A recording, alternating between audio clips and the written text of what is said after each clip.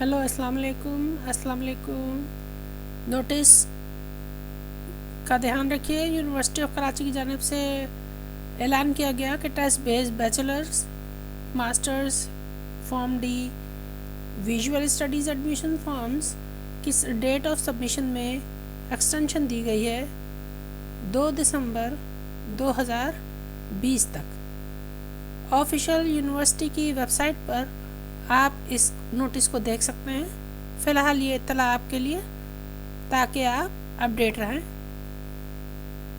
यहाँ पर वेबसाइट पर आपको प्रॉस्पेक्टसेस, एडवर्टिजमेंट्स, एडमिशन के प्रॉस्पेक्टस 2021 के, टेस्ट बेस्ड बैचलर मास्टर्स का एडवर्टिजमेंट, डॉक्टर फार्मेसी और प्रॉस्पेक्टसेस, एडवर्टिजमेंट्स, मेरिट के सब मौजूद हैं।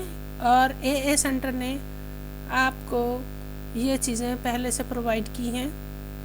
इसके अलावा इंस्ट्रक्शंस भी फॉरेन स्टूडेंट्स के लिए वो भी मिलेंगी। ईमेल आपका जो यूनिवर्सिटी से कनेक्ट करेगा वो vc@uok.edu.pk और इंक्वायरी के लिए डायरेक्ट नंबर आपके पास 99261300 से लेकर 07 तक की लाइन्स हैं जिनमें एक्सटेंशन 2219 है।